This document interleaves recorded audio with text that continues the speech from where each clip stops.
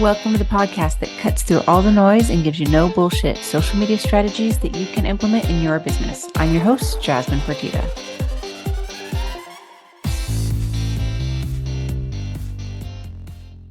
On this episode, I'm going to talk through how to know if your social media is working.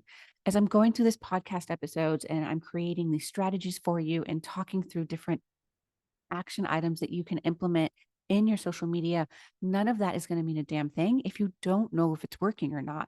And not knowing if it's working and not knowing how to track the information of your accounts is where a lot of the overwhelm comes from, because you don't know how to make a decision if you don't know what's working and what's not. You're always just shooting in the dark. And the reality is, to track your data, it is just 3 steps. So I'm going to break this down for you so you're not overwhelmed, so you can make informed decisions about your social media, and that you can have a deeper conversation if you've hired a social media manager. I want to say it's like 90% of the social media managers that I know do a monthly report. And this is one of those reports that tells you your Facebook followers, kind of your engagement numbers, how many likes and shares you had. Usually it talks about the top pieces of content that you had. These were the most popular posts. None of that means shit if you are not making sales.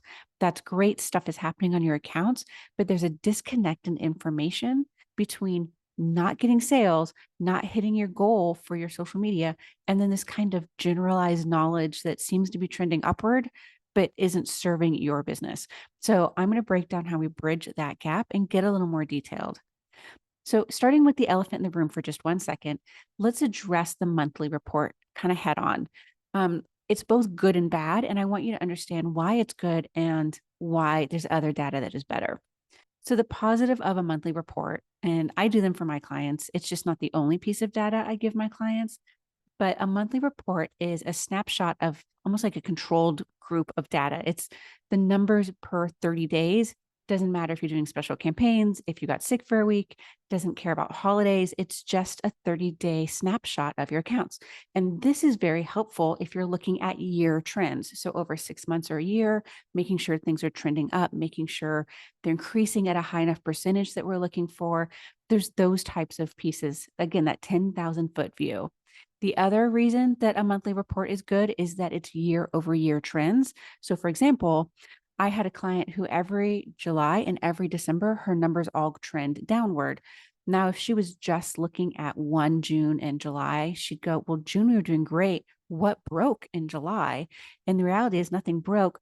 Her audience is not online and is engaged in July, which meant we were able to then look into why that was and switch up her content strategies for July and December and re-engage her audience and serve them better with content they actually were looking for during those time periods.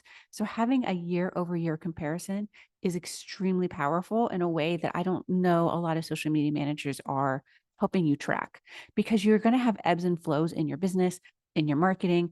And if you're low engagement in July, do not launch a new product or service that month. You're going to launch that shit a couple months before or a couple of months after. July is not your month. And if you know that ahead of time, you can be making even deeper informed decisions about your business and about your marketing moving forward. So, in that regard, the monthly report is great. It is negative in that it just does not dig in deep enough, and it is not goal specific. It is just general information about your account. So, if you're running your own social media, go ahead and pull a monthly report every month. And from your accounts, go ahead and get that data for yourself, put it in a binder, and you can start looking at it for a trend. But know that there's deeper data that you need to go look for. So, like I said in the beginning, there are actually 3 steps to sorting out if your social media is working or not. And you want to set this up pretty early on. If you already have your social media, it's been going for a while, and you're thinking, shit, it's too late. It's too late for me. I've already been doing my social media for a while. It's not. You just need to switch it now. You just need to add this piece now. So, like I said, there are 3 steps. The first step is defining a very clear objective. And I have people tell me back without even hesitating, I have an objective. I want more sales. No, that's not going to be enough. That's not going to be specific enough. Are we getting sales from social media because we're driving traffic? Are we getting sales from social media because we're building brand awareness? Where in your business growth are these sales coming from? So, for example, If you are a brand new company and you have a completely new system of how to solve a problem for people, mine, for example, is actually that way. I have the 100 post package. I had to spend 6 months just educating people on what I do and how I solve problems differently. I still got sales and I still worked for sales, but the goal of most of my content was to educate people around how I was innovative in my systems and how I could solve their problem in a unique way. So I did brand awareness campaigns versus just sales campaigns. When you think about sales from social media, it's not about your goal for your business. It is actually about the customer journey, the same way it would be if you were doing any kind of sales calls or any kind of public awareness campaign and going to events. They have to meet you, they have to get to understand you, and then they have to go towards your website, your offer, and then purchase. So it's multi steps for the people in your sales funnel. Building brand awareness may be the first one of those. Or another option could be driving traffic. You're saying, my social media is great, it's up and running, but nobody goes from my social media to my offer. I can't get sales if they don't go to my damn landing page.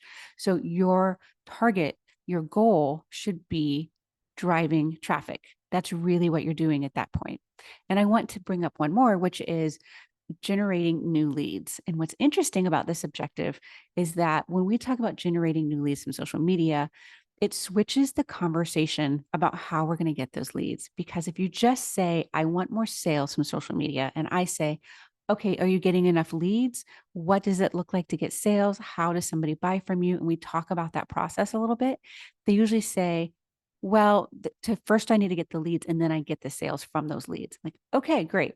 So social media can be doing a little bit of both, but let's take the lead generation and dive in deeper, because lead generation on social media means I could put a form right in a Facebook ad for you and people don't have to click away and they can just immediately fill out a 2, 3 question form and you have a lead from your social media, versus me trying to get people on Facebook to click over to your website and then fill out a form there and then hope they do so and then hope that goes into their sales funnel.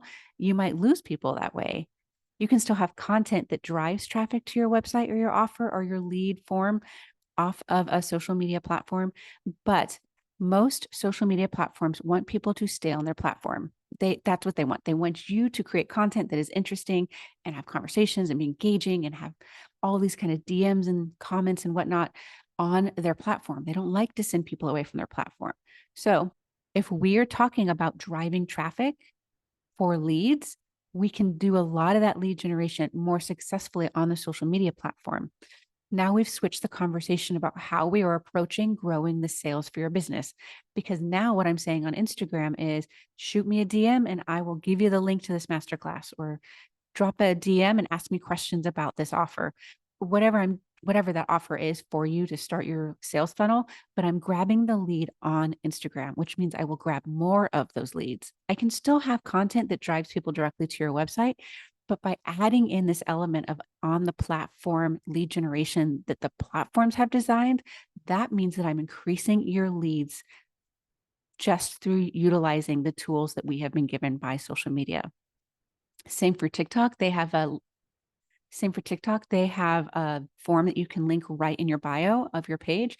Facebook has ads where you can do a form, and Facebook actually has the button at the top of your page where you can say, ask me a question and here are some top questions. And we can engage people and get those leads from your social media.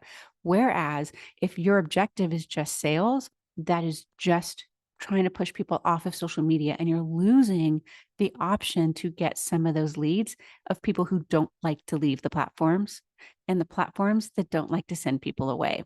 So when you get more specific in your objective, that's going to be a massive help for you.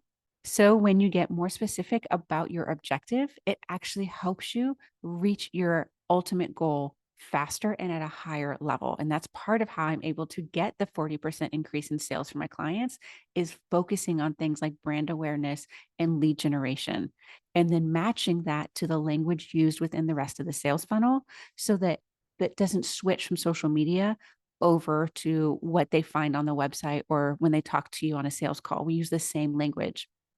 Another possible objective for your business could be that you need to build a positive brand image. This is where you're monitoring your reputation online. You're looking for organic brand mentions. You're doing sentiment analysis. You're responding to reviews. You're asking people for reviews. And you're really doing a push to build that positive brand image online and across your platforms. So while that will increase sales, and that is still the ultimate goal, your current objective is first to really define yourself as a positive, trustworthy company. And so that's going to be a different kind of content strategy. So have a clear objective. It cannot just be sales. Let's move on to the second thing that you should be doing in order to make sure that you know if your social media is working or not. And that is knowing what data to track. And I'll tell you, I actually lay out exactly what data per objective you should track on a spreadsheet, totally free to download at jasminepartida.com/podcast. You can get this and download all of them for yourself and track your data. So, knowing the best data to track, everybody starts with wanting to track follower count. I understand why this feels something you need to track. For one thing, it's something people talk about a lot, and you see this in business groups. I grew my TikTok to 10,000 people in 2 months. Who wants my secrets? That's great. How many sales did you make, ma'am? That's what matters. I don't care if I have 10 followers, if I'm making 10 sales every month. If I have 100 followers and I'm only making one sale a month, that's much more painful.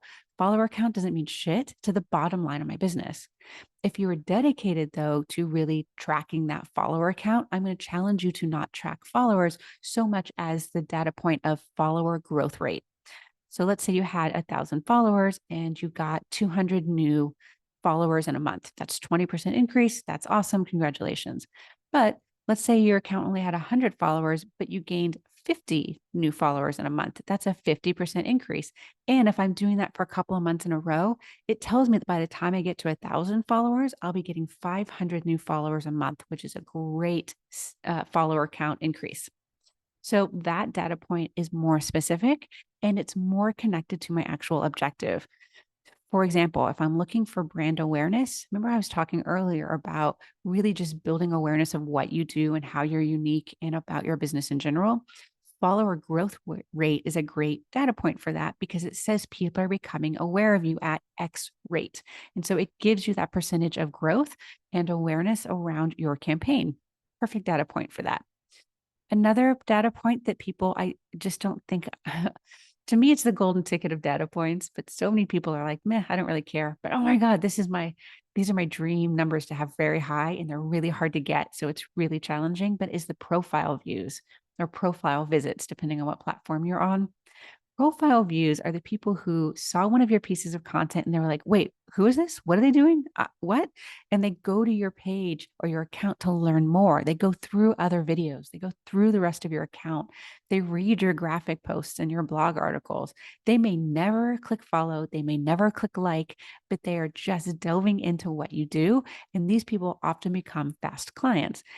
Plus, it just shows that people are so interested in what you've posted that they skipped all the normal steps and came right over to diving in deeper to what you do and who you are. So, profile visits are a great, great data point to be tracking. Brand awareness for driving traffic, for getting new leads. Profile visits are people who are very interested. So, those are the kind of the golden ticket because, like I said, they're harder to get. That number is always lower than you want it to be. It's much more challenging to move people to profile visits, but they are also the most worthwhile. So as you tighten that data point up, you are really deeply increasing your traffic to your offer, but you'll never know it from your follower count, which may not change at all based on profile visits because they will come, they will look at it, they'll go to your website, they'll book a call with you, they will not follow you on Facebook. So my follower account on Facebook again doesn't mean anything, but I got this sale. So that's one of those pieces that really I think is overlooked. This next one is so funny. This data point I want to talk about is referral traffic. It's funny because it seems so obvious. Okay, we want to know where traffic is coming from. But if your objective is to drive website traffic, for your offer, for your freebie, for your sales funnel, to listen to your podcast, whatever you're doing to drive traffic, you need to be clear about how you're collecting that traffic. And that's actually not a social media data point. That's a website data point. So it's funny to me when people will say, okay, so how do I track that from my TikTok and from my Facebook and from my LinkedIn? You don't. You actually have to track this on your website. So you have to set up an app, a program, or something on your website that tells you exactly where people are coming from. And this is one of the most powerful pieces of data you can track. So let's say you were driving traffic to your website. You've got it up to 3,000 views a month and or a week, and you're really excited about that. You got a lot of traffic. You're not quite making the sales yet. Let's say you're making only 30% sales. So you still have some room for growth and improvement there. And it's so frustrating because, again, you're stuck wondering how to make a decision, what you can do in your content. Is there something on the page you need to change so it converts higher? So, what I want to do is break down how to improve this moment because it's such an important moment in the entire story of your social media and your sales.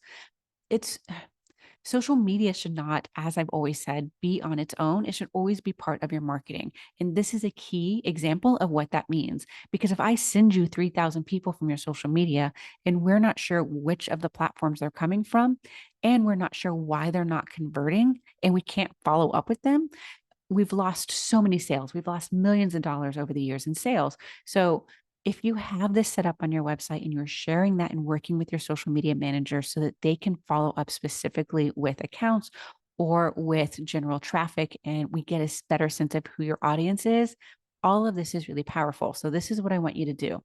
If your objective is to drive traffic to your website or your landing page or your Shopify store, I need you to put a system on that store.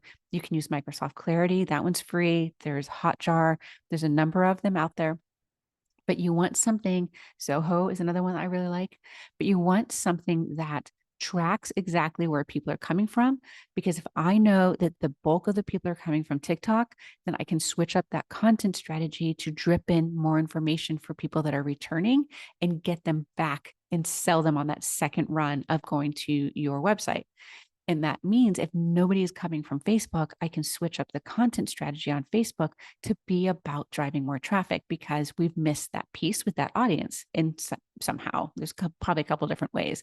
But anyway, it allows me to personalize the strategy by platform and really get each audience moving in the right direction and you'll bump up your traffic that way and you'll bump up your conversions. The other thing that you can do is you can put on, again, this is Microsoft Clarity or some of these others that I've mentioned, but you can go ahead and put a plugin or an app on your website that allows you to get screen recordings of people visiting your website. This means you'll be able to see when somebody drops off, what's the section people read the most? Where do people really get stuck? Were they trying to click on a picture that doesn't click into anything and they didn't see the button? Like there's all these pieces and mysteries around why your page isn't converting that you will suddenly have the very specific answers to, and it will increase your conversions on your website.